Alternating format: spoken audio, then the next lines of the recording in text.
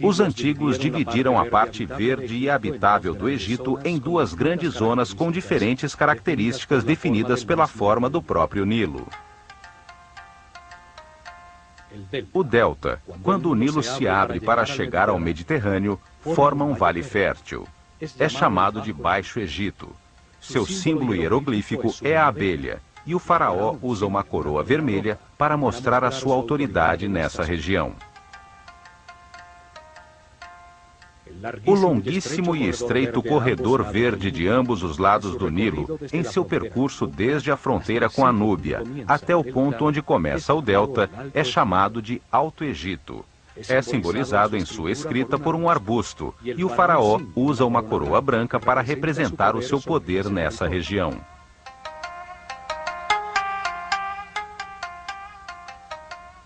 A história aceita do Egito começa com a unificação destas duas regiões sob uma só coroa branca e vermelha. Essa união foi conseguida pelo faraó Menes, fundador de Mênfis, localizada na confluência das duas regiões.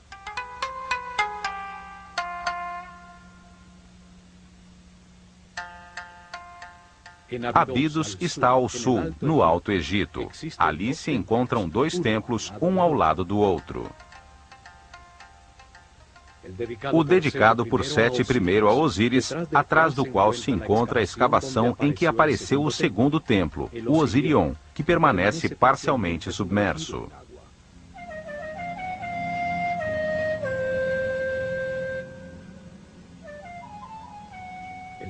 O nível freático impediu os trabalhos de restauração, pois a água fluía para dentro do templo mais rápido do que a capacidade das bombas para tirá-la. Estima-se que foi construído no alto de uma colina por volta do ano 9000 a.C., quando o nível freático e a superfície do Nilo estavam 10 metros abaixo.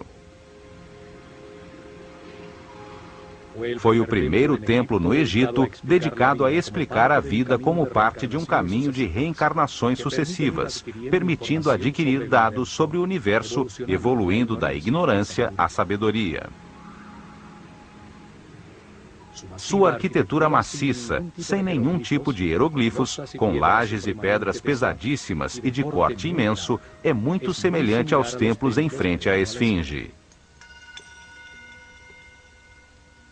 Enormes blocos irregulares, todos diferentes entre si, com cortes de assombrosa precisão, juntas de construção e exatidão de montagem.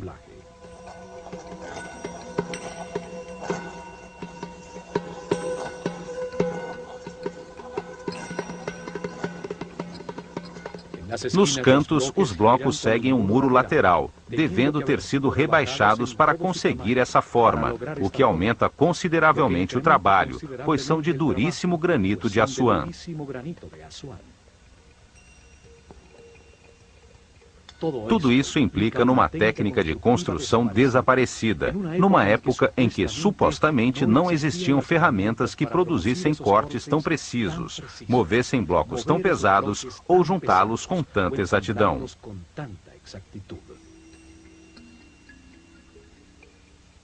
Conhecimentos técnicos herdados dos sobreviventes ao dilúvio, que foram utilizados no estrito e fechado círculo de uma organização secreta de sacerdotes cientistas.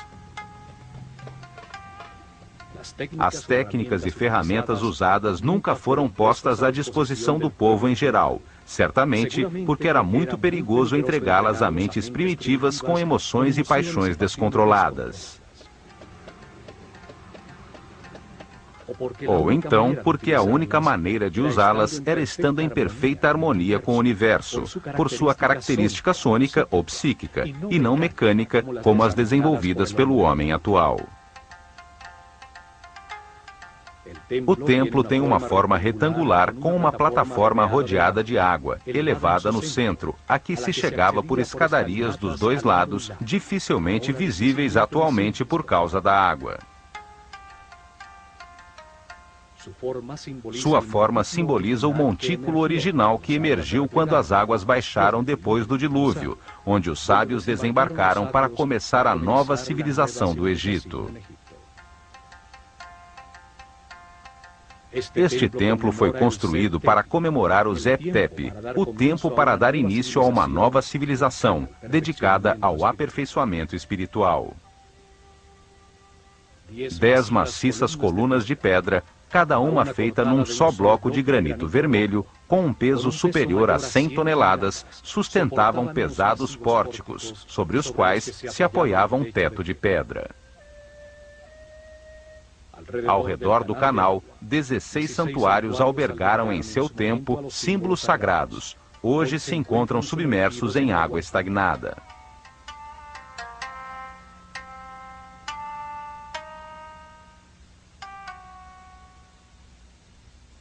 No canto superior de um desses imensos pilares, encontram-se lado a lado 2 estranhos círculos com figuras geométricas em seu interior, tocando-se nas beiradas. O granito parece queimado com finas linhas circulares.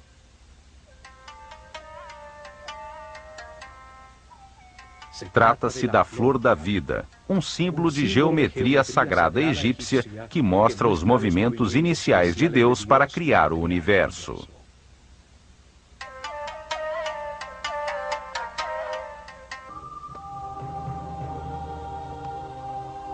A flor da vida é um símbolo esotérico egípcio que descreve a geometria sagrada que deu lugar ao universo e que determina os processos naturais, como a mitose ou o movimento dos sóis e dos planetas.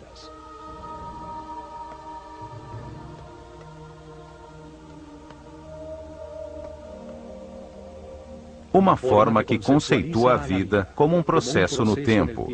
A forma que contém os ritmos, as horas, os dias, os meses, os movimentos dos corpos celestes, durante os quais a ideia toma forma, a semente germina.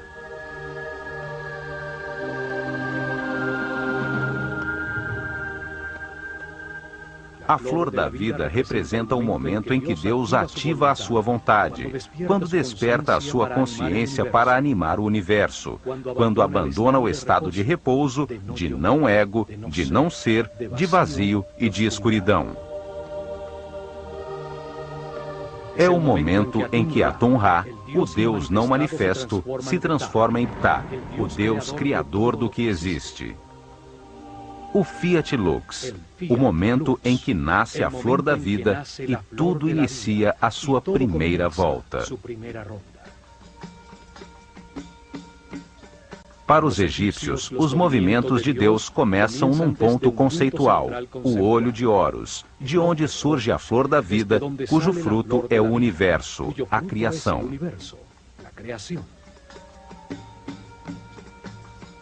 O ponto é referência para saber que existe o movimento. Nele começa a sua geometria sagrada. Dali, Deus cria o primeiro espaço virtual do universo.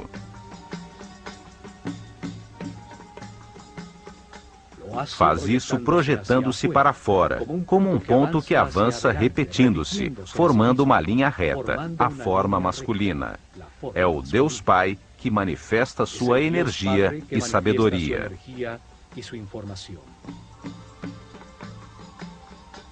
Sua vontade ativa é transformada por Deus Mãe, a substância infinita, que gera em seu interior uma resposta, o Deus Filho, que regressa com a percepção de um plano virtual reconhecido. Assim, os egípcios entendem a Trindade como um processo simultâneo, equilátero, de dados enviados, recebidos e conscientizados. Por isso, o triângulo equilátero é a base do tetraedro, o primeiro sólido puro, forma primária, masculina de tudo que foi criado. O processo se multiplica no tempo e no espaço, para frente, para trás, para cima e para baixo, à direita e à esquerda. Assim, Deus gera um espaço virtual autorreferente.